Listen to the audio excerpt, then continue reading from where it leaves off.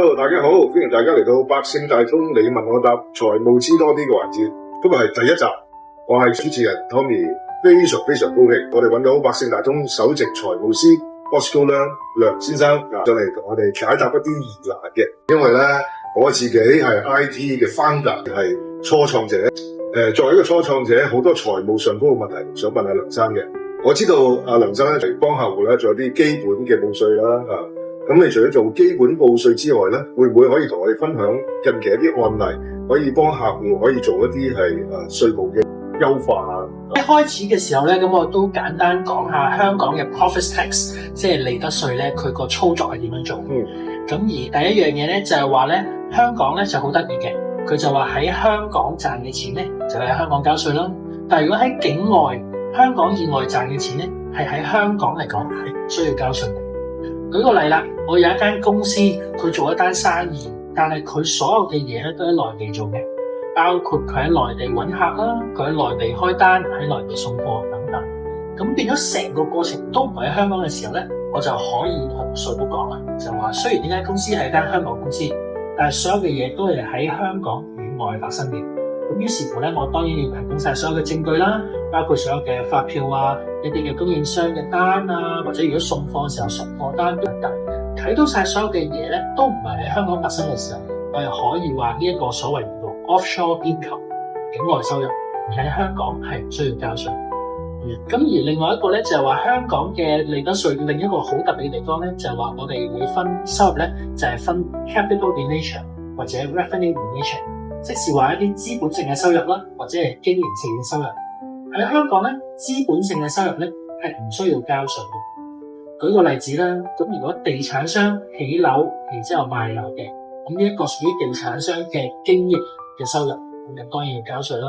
咁但係譬如話，唔係嘅，我間公司本身唔係賣樓，只不過係話咁啱我有層樓賣咗賺到錢。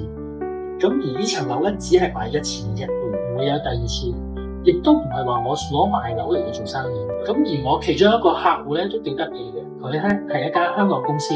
咁佢咧就將一筆款項咧就借咗俾外國嘅一間嘅關聯公司。咁大家都明㗎啦，我哋所謂兄弟公司啲錢會轉嚟轉去，咁我借錢俾關聯公司嘅時候，當然會有一個利息嘅收入咯。咁我哋咧就會同稅都講啦，我係借咗俾外國嘅公司。而係關聯公司，而呢間公司本身嘅業務咧，並唔係做借錢，只不過係話因為佢係關聯公司需要錢，我借一錢俾佢而產生嘅利息收入。而呢個利息收入咧係只有一次，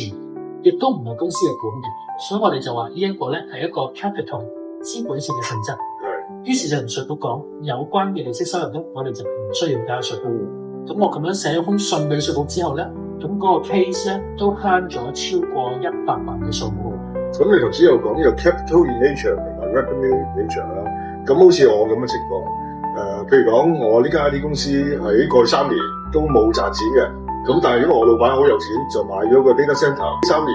升咗值喎，咁就應該點樣計法咧？其實就同頭先個情況類似啦，因為你買個 data center 本身係自用㗎嘛，唔係話我哋做本身係攞嚟賺錢。咁只不過咁啱，因為個市好咗，個樓價升咗，而賣出去嘅時候賺到錢。咁呢一筆嘅賺錢咧，我哋叫做一啲叫做資本增值 capital gain， 需要交稅。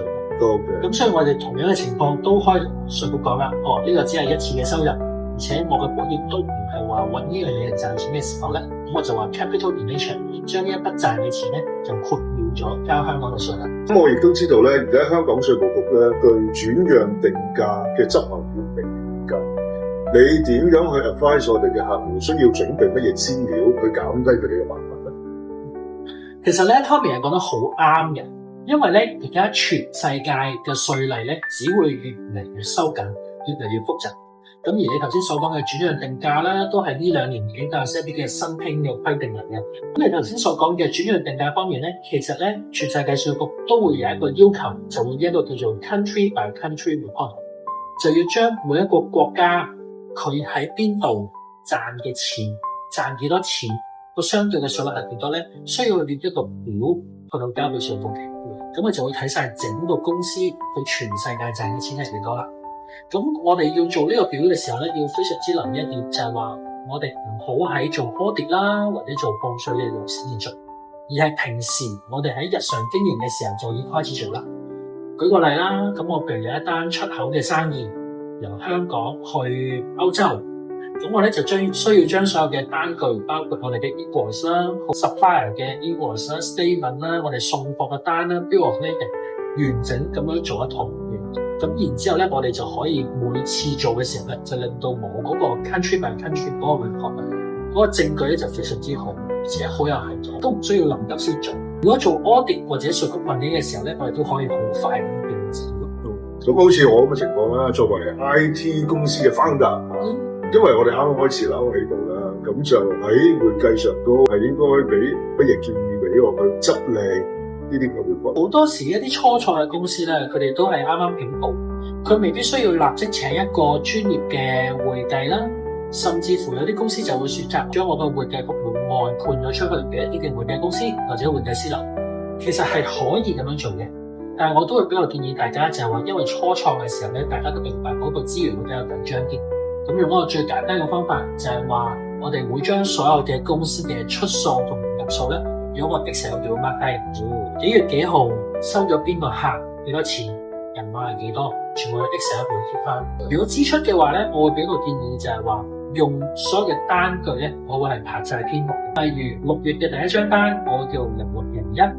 係可能俾緊食飯定幾多錢嘅。第二張單係0602交租嘅幾多錢，咁我就會影埋相或者 scan 咗佢，擺上個 drive 度，再安下跟得個 number。咁其實當我每個月做一次咁樣嘅出入數嘅時候咧，已經係一個基本嘅 accounting，而且亦都有埋 system。